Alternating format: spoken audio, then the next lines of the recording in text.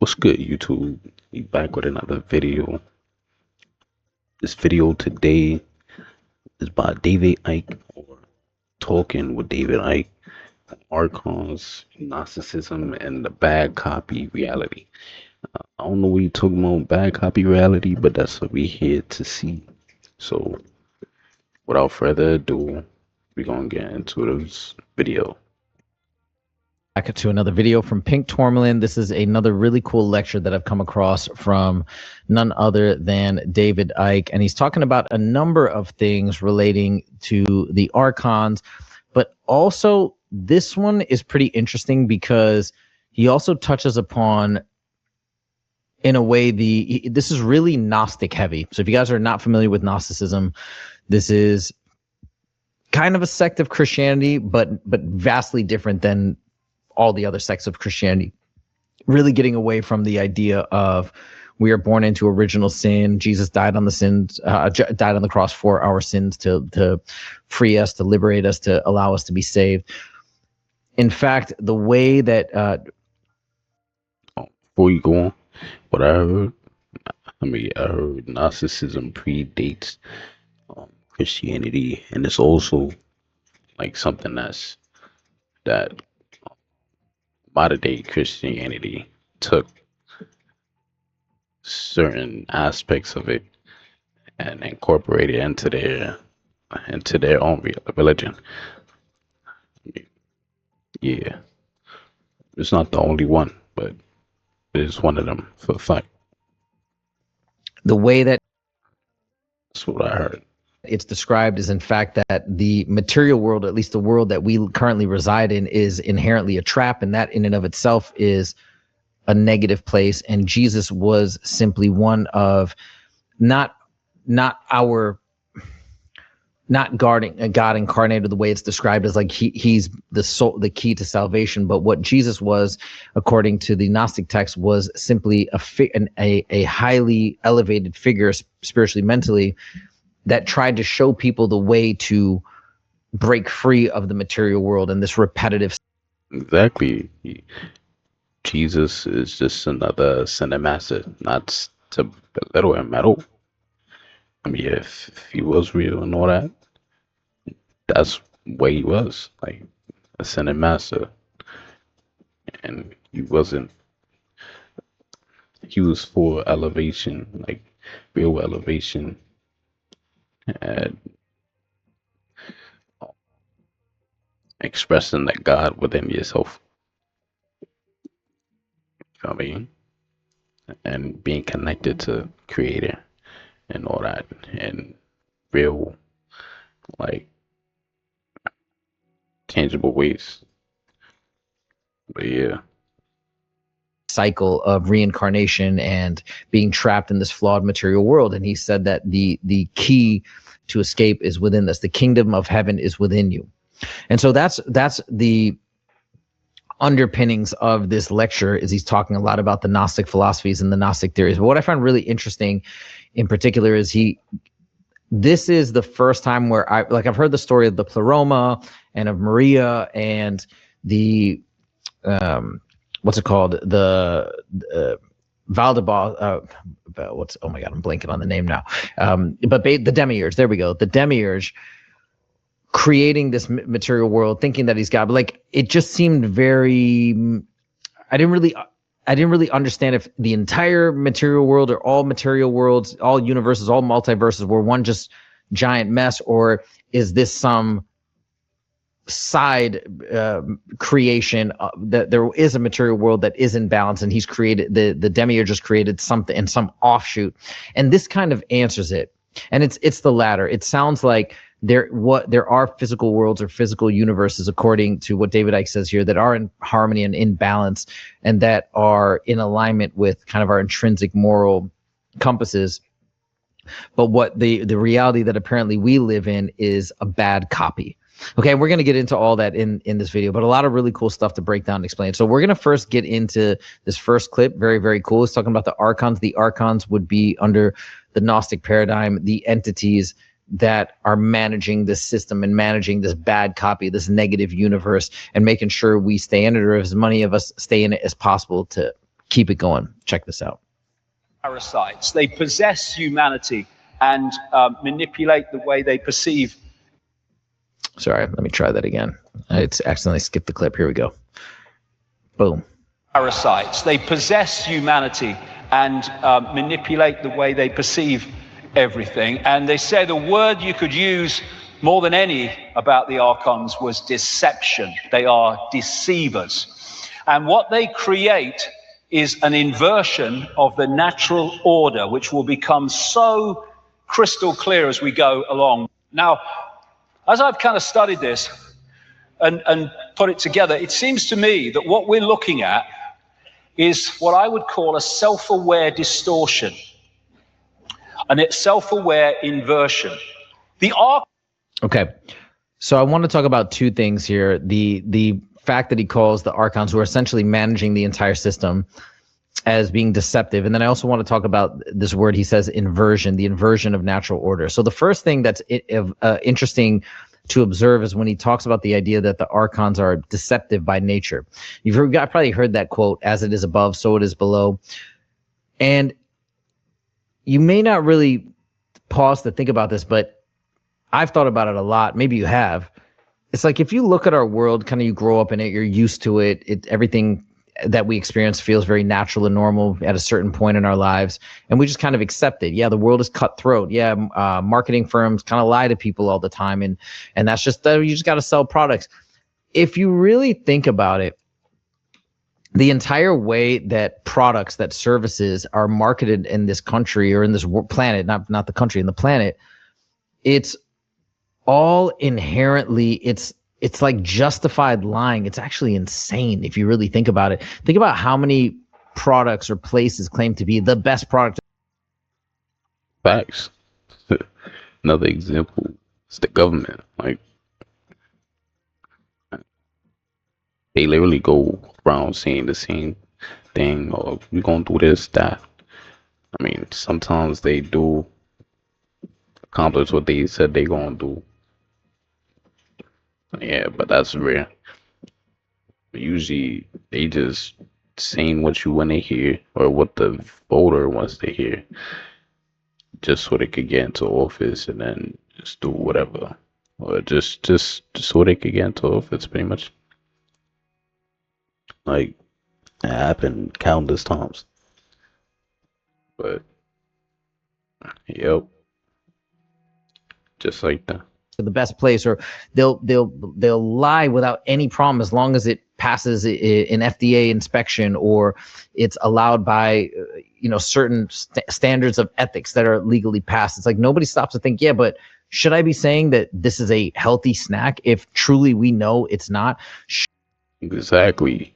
You know how many snacks got the labels saying, oh, natural ingredients, this, that, and the third. But we all know if it's not organic, then it's not natural, bro.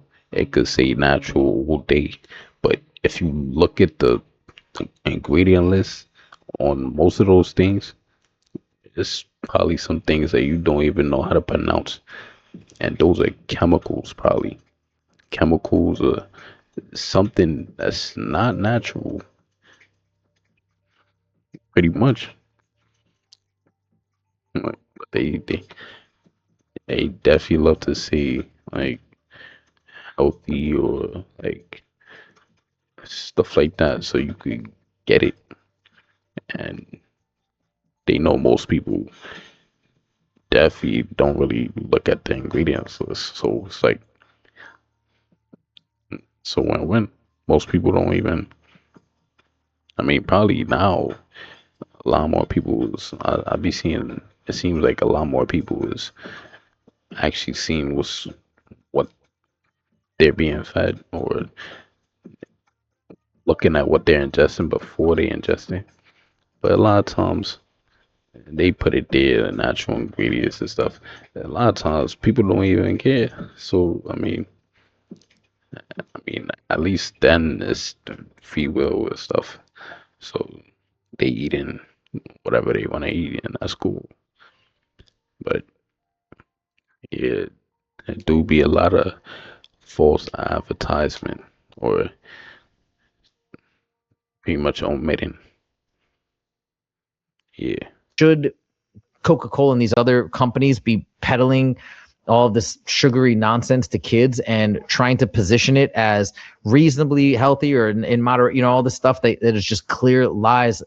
Should they be doing that? Absolutely not. But we have just become so common. It's just become so accustomed to it that it seems normal. But when we talk about the deception that is going on to us, I feel like it makes sense that we then, if we're part of this system, that we then feel so okay with following these standards of operation on this planet to just be this way and to even just take advantage of people all the time. People get taken advantage of all the time. I mean, you just look at the small examples of going to new places and jumping in a taxi and getting taken on the wrong route, or just little things like this that everybody tries to get one over on the other person. Even two people get into a car accident, the person who clearly knows they're at fault will fight tooth and nail and try to get out from underneath the responsibility. I mean, like, this is just has become the norm in our culture. Oh, he's talking right now, bro. Real facts. And in our society at large. I mean, obviously there's exceptions to this, but I do think this is an indication, maybe not of, like we're so terrible, but maybe this is a dim reflection of the forces that are really in charge. And maybe that's where all of it's coming from, a certain place, and we're falling in line. We're falling for the system when we're thinking that is normal, and then we mimic this type of behavior. Like, that kind of makes sense. Now, talking about the inversion of natural order, again, I think this goes back to this idea of how we accept all of these negative things as commonplace. With that's not normal, and I think we all know that intrinsically. Like, it feels off. We all say, but like, that's life. That's how it is. Yeah. I think we've been effectively brainwashed by being in this life, by being in this dimension and seeing all that goes on and just brush it off, but it's not normal. Another great example of the inversion of the natural order is, why is the political system the way it is? People complain about it all the time. They talk about how politicians, like, they all lie and haha, but that's a politician for you. What are you going to do? And we just brush it off and we continuously elect people or put people in positions of power that have, I'm not saying everybody, but by and large, that are usually doing it for some ulterior motive, for power, for money, and usually don't have a great amount of empathy for the greater public at large, and are usually essentially selfishly driven, and perhaps are indeed psychopaths, meaning cut off from the rest of society. That's the way I think of a psychopath is somebody that lacks empathy, and therefore they have that part of them that the rest of us have, that we feel a connection to other people, or we can kind of feel their emotions, feel their pain, have sympathy, empathy, all these things, which is, I think, just natural, because empathy is real. Other people are feeling things. We are all connected at some level. So I think being a psychopath is some artificial disconnect. Yeah, we literally all are connected to everything. Your red blood cells or your cells, if you break them down, it's atoms. And atoms create, not create, they do create, but they make up everything in this universe. So if we have atoms, and we all have atoms, everything has atoms, then we are all connected. But we're all different at the same time. It's the same difference. Connection of the truth of reality, that we all are connected and we all are one. But so anyways, these folks that maybe have these artificial disconnections from reality, the fact that we are all one, and when somebody else suffers, like, we should feel that, because at some level they're a part of us. They keep seeming to rise to these positions of power and authority and leadership in our society, and again, we just brush it off as, well, that's normal, or these are the cutthroat people, or these are the people that are most ambitious or the smartest or whatever, which, even if that's the case, it's still not a good basis to have them be at the top and running our society. I don't care how smart somebody is if they're morally bankrupt. And I don't think any of us should accept that either, yet we do. And it's, again, an indication of this inversion of what we know should be right, and probably coming from this top-down level, from the archontic level. Okay. This next clip talks about again, the archontic mind, the mind that is managing everything, is psychopathic in nature. And as it is above, so it is below. I hope I'm getting that quote approximately right. I don't Yep. think it's exactly right, but approximately. Yeah, it is. Law of correlation. Hopefully. And the other thing about the archontic mind is it's what we call psychopathic. They're psychopaths, the definition of which is this: no empathy, no remorse, no empathy. That dude in the picture is definitely psychopathic. Or I don't know. Definitely look it. No ability to put themselves in the feelings of those that suffer the consequences of their actions. Once you have no empathy, you have no limit to what you will do, because you have no emotional consequence for doing it. Again, it makes sense if this is the managerial system of everything that's going on, if it's cut off, that folks that share those characteristics or those traits would seeming to somewhat naturally rise to the top. And again, I think it's important to remember what is being a psychopath, what is psychopathy. I think if that's the right word, it's just being cut off from everybody to the point where people feel like objects, which we all know we are. I do think that we are all one on some level. We have our individual natures, we have our unique identities, but one in a way like connected, little droplets of water, but still part of one big ocean. And I think that is reality.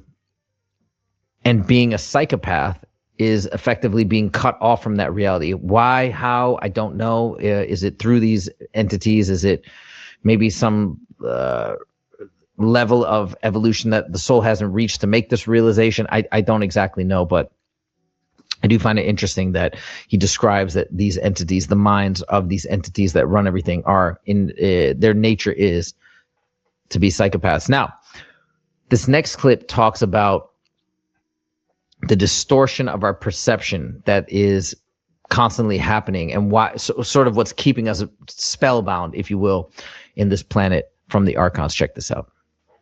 So this whole archontic system is about programming our perception, programming a distortion of our perception, an inversion of our perception, which is why we live in a madhouse, because it's an inversion of the natural order. Again, that inversion concept comes back in, but yeah, distorting our perception. Now, this I have more questions about. I'm wondering what this means. Does it mean bring us into this world and continue to condition us throughout our lives to accept it as natural? I'm not, or is it, through some other mechanisms or means? I'm not exactly sure, but yeah, it makes sense that the way to keep us trapped in this reality and thinking that it's normal is by modifying our perception, even though I think we're in touch with it, our true perceptions, our innate perceptions, but trying to manipulate them and modify them so that we sign off on what's going on. We buy into this artificial reality. Okay, here's where he talks about this notion of the bad copy. This is the part that was really interesting to me, because if you have dove into Gnosticism and Gnostic texts, that's the part, at least for me, that I was having trouble getting my head around, the way that it has been described thus far in terms of, I guess you could say, the creation story of this bad copy or of this flawed material universe. It just sheds a little bit more light on it. It lets me get my head around it a little bit better. But curious to know your thoughts. So check this out. This is David Icke explaining this whole bad copy idea.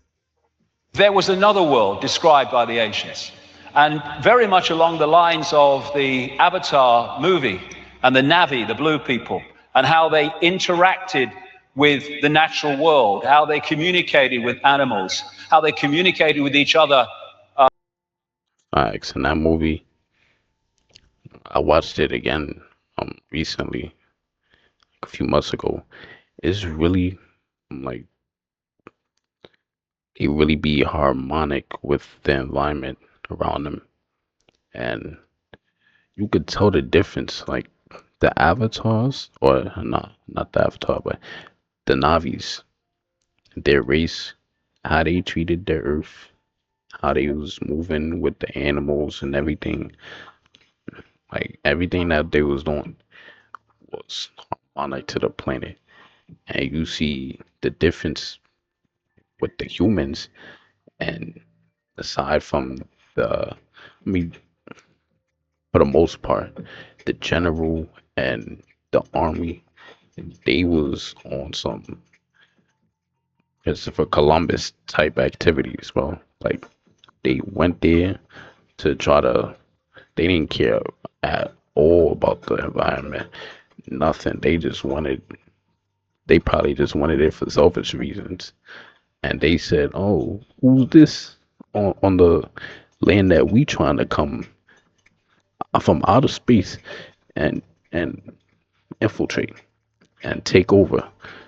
We about to destroy them." Like, and they didn't care what they had to destroy throughout the series, what they had to destroy to get that goal, to do that.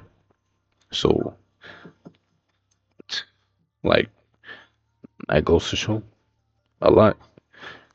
Like, but you can see the duality.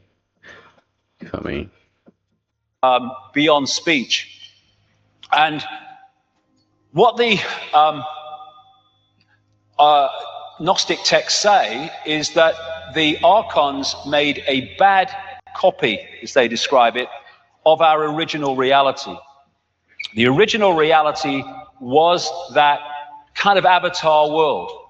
That world is an information construct which we decode into a lovely world. This is an information construct which we decode into the world that we have today. And the idea, this might need a battery, mate. The idea is was to create this illusory reality, anyway, and then tuning humans into that bad copy. Now, when you think about it, we're tuned into an information field of certain frequencies. We decode that into a reality. If we are then moved, our dial is moved, so we're decoding something else, we just decode another completely different reality. And that's what is meant by this bad copy. So this is an image that sums it up. I'm walking outside in the sun. You don't have to be in the sun. You just have to decode the fact you're in the freaking sun. And it's the same with this bad copy. You just decode a reality and you think it's real because it's the only one that you can perceive. So you can decode a reality of the avatar kind, and then you are fed a different information source, tuned into it, ways that I'll come to, and then you decode a different reality, what I call the archontic reality. If you can create a virtual reality simulation, then you can create an alternative to it as well, which is what the bad copy is. Bro, it's literally just like the Matrix.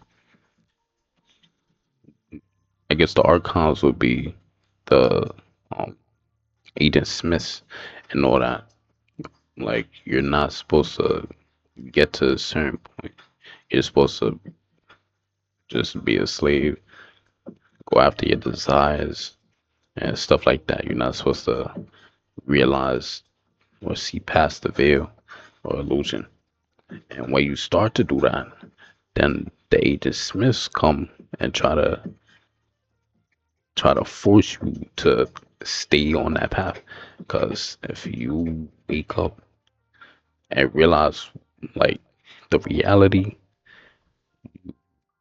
you might group up like Neo did with Morpheus when Morpheus took him under his wing, and then they was really doing damage, and it was just a group of how many?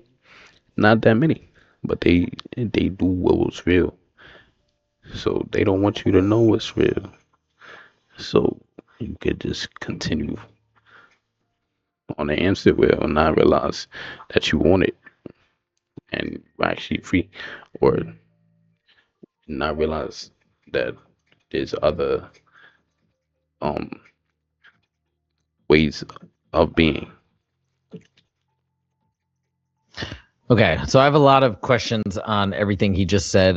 Curious to know if anybody has some answers to this in the comments. So the first question is, when he talks about this bad copy, is he saying it's just a bad copy of Earth and maybe the solar system or something like that? Or is it just a planet and is it like some virtual copy of this little subset? And that's what the demiurge built? Or is it an entire universe that's a bad copy? What exactly is he referring to? And then when he's talking about the frequency, and it almost sounds like we're in two places at once, maybe, if I'm understanding that right, that we could be in this other normal realm where we originally came from, but something has happened. Our minds are conditioned in a way that we're picking up a different frequency. So we're still technically in the same place, but we're. So I think what he's trying to see is we in the same place, but we in a different timeline or something. Or yeah, I think that's what you're trying to say. Coding it in a different way into this negative reality that we find ourselves trapped in. And so I think perhaps what he's saying is the power is within us to just phase into the other positive reality, the Navi type reality, the Avatar type reality that he's describing. But I don't know if I'm getting that exactly right. Or the only way to transition is after the time you pass out, or can we do it right now? Like, I'm not exactly sure. That's the part that's a little difficult for me to understand as of yet. But in terms of the other part where just the creation story now being described as, hey, there was an exist, because I don't remember that from the Gnostic information that I've seen thus far, primarily in videos. I thought it sounded like this entire universe was created, but what he's saying is there was a regular spot that where everything was not inverted, and a negative copy of that was created, and that's where we find ourselves. So I did find that pretty interesting, because it gives a little bit more clarity and explanation to this Gnostic creation story that I felt was just sounded just a little too mythological for my liking. Okay, now we get to this part. This is crazy. He's talking about ancient texts like a couple thousand years ago that they definitely describe the reptilians, but they really describe the Greys in crazy detail. These are the texts found at Nag Hammadi in 1945 or 1947 or something like that. This is wild. Check this out. These Gnostic writings have been estimated to have been buried in that sealed jar between about 350 and 400 AD, which corresponds with the destruction of the Great Library of Alexandria run by Gnostic thinkers. But I heard about that. I heard that there was a library, like they said, that was burnt down, that had all type of texts and all that really describe like life. These ancient civilizations, what they had, came up with, what they realized, what they put down, jotted down, whatever the case, that showed what it was at the time, or what things were, how things were, everything, and that got burnt down. So yeah, an easy way, if you don't want people to if you want to control people, is to make them forget what and who they are. If we don't have clear answers on the past and everything that happened, then it's going to be harder to understand where we fit in our place in the world. So yeah, it's suggested that they were possibly written about 100 AD. In those documents, all that time ago, best part of 2,000 years, they say that the archons can take form, and the main forms they take are reptilian entities and those known today as Greys. The archons. Hey, hold on. Now I'm a little confused. So archons in the higher realms, reptilians and gray and stuff, but when they go up, like that's only in this 3D, I guess. But when they transition, nah, I don't think so. I feel like reptilians and grays probably multi-dimensional as well. So, but Oh no. So who knows? It's interesting though. Describe the Greys as like an unborn baby or fetus with grey skin and dark, unmoving eyes. Why are they fetuses for? They don't look like a fetus to me. Hey, go That was nearly 2,000 years ago, and it's the same description as what we call great entities today in the modern world. And of course, I've been saying for a long time now that behind the human networks of control is a reptilian form. But I did say a long time ago, I didn't think it ended there. I thought it went into the realms of something else. And this something else is this archontic inversion, I would suggest. Like I said, Wild. That is crazy. And essentially, so these two entities that people have seen or that have been part of UFO lore as long back as we can remember in human history, he's now tying to the archontic force, this force that seems to be managing or controlling humanity at large. That's so wild. Like that's a pretty spot on description. And how they connected them to the archontic force, I'd like to know more. You know, that also may not be the reality. It just may have been people that were observing these forces, observing these entities, and maybe they jumped to that conclusion and they connected them. I'd want to know more about why they're connecting those entities to the quote unquote archonic forces. But anyways, I thought it was very fascinating in general, just from the single standpoint that these entities were being described in that type of detail from these entries 2,000 years ago. Wild stuff, or around 2,000 years ago. Wild stuff. Anyways, came across this video, wanted to share those couple different concepts. Let me know your thoughts on all of this stuff. Still digging for more information, still trying to find more stuff out. I got a lot more information, a lot more things to check out from so many comments in over the last week. Please keep those coming. Please keep the recommendations coming. I'm going to continue to look into more information, investigate more things. I'm almost done with the alien interview. I'm about to do a huge video on that book. I've been carefully documenting all these different excerpts. That book is wild, and there's a lot of overlaps in that book to what has been uncovered via remote viewing. So very, very fascinating stuff. You guys should check that book out if you haven't yet. I only found that book, by the way, because again, recommendations in the comments. Thank you guys so much for joining. We'll see you in the next video. Take it easy. There's this door. All right, YouTube, that's it for the video. Yeah, I hope you guys enjoyed the video as well. I definitely learned something new once again. And yeah, that was a cool video. How everything was explained and everything. So yeah, thank you for staying with me, being with me, and watch with me. And yeah, hope you guys have a good day. Please like, comment, subscribe. Suggestions, it would be greatly appreciated and acknowledged. And without further ado, peace.